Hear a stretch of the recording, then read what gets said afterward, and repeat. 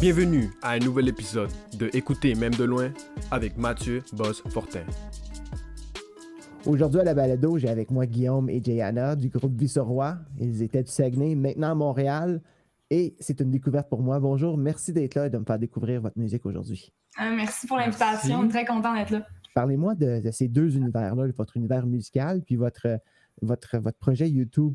Pourquoi le YouTube et comment ça complète votre voyage d'artiste?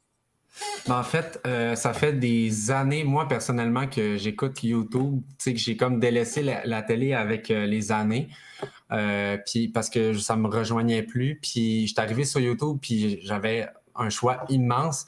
Puis avec le temps, ben Jayana aussi, elle s'est rendue un peu plus sur YouTube, je pense un petit peu à cause de moi. Ouais. Fait qu'au final, ben on trouvait ça trippant, puis on s'est dit pourquoi on le ferait pas, surtout avec la pandémie, que ça a vraiment chamboulé beaucoup de choses. On s'est dit, tu sais, on a le temps, puis on va essayer d'avoir le temps par la suite. Après, on va voir comment ça va se faire, mais pour vrai, c'était vraiment un projet qui nous tenait à cœur, puis ça a vraiment genre défini ce qu'on est aujourd'hui. Ça nous a vraiment aidé parce que c'est vraiment, tu sais, comme peut-être ça peut t'arriver des fois, tu sais, des fois on se reprend, des fois on fait des c'est plus compliqué, ça nous pousse à, ben justement, à se pousser plus loin puis à avancer. Puis ça fait un autre pan aussi qui est différent de la musique parce que la musique, tu sais, des fois, ben c'est beaucoup solitaire. Tu sais, on est à la maison, on écrit, on fait des textes, puis ben, après ça, tu sais, j'en reviens encore avec la pandémie, mais on fait pas tant de shows que ça à cause de ce qui s'est passé. Fait que ça permet de bouger tout ça puis de faire en sorte que nos journées sont occupées un petit peu plus. Aujourd'hui, on vous présente une vidéo sur les 10 choses à ne pas dire aux musiciens. C'est un petit guide de survie pour vos prochains small talk avec des musiciens. Donc prenez des notes. Il y a tout le temps quelqu'un dans ta famille pour te dire Hey, tu peux-tu nous jouer quelque chose? Ah, joue-nous quelque chose, tu fais de la musique. « T'es mécanicien, toi? Ben, gars, j'ai mon char dans le cours. Tu me montrer comment changer une roue? » Puis dans notre musique, autant que sur YouTube, on a toutes les deux une part d'ombre puis une part de lumière, vraiment. Fait que je pense que c'est vraiment ce qui nous définit. Au niveau de la musique, souvent, on voit que les textes sont très sombres, mais que les mélodies sont assez up la vie. Fait que souvent, les gens, c'est ça, ils disaient beaucoup qu'il y avait un gros contraste dans notre travail. Ben c'est ça qui fait qu'on est nous aussi, tu sais. On a un côté très artiste dans l'écriture, très solitaire, comme on disait, mais on a vraiment un côté sympathique, un côté improvisateur qu'on a fait sur YouTube. Puis en même temps aussi, c'est ça, comme elle dit, tu sais, on a un côté très sombre puis très lumineux.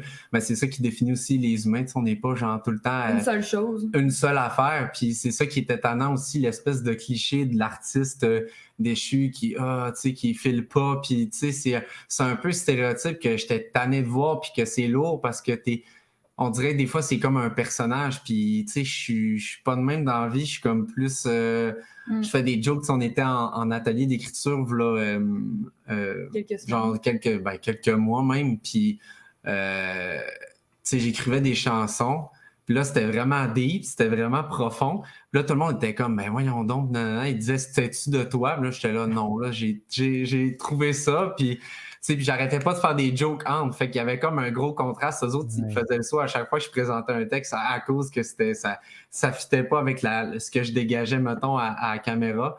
Fait que c'est ça qui est le fun aussi en même temps, tu sais. Tu sais, là, la musique, là, c'est difficile. Il faut avoir beaucoup de talent pour réussir comme musicien.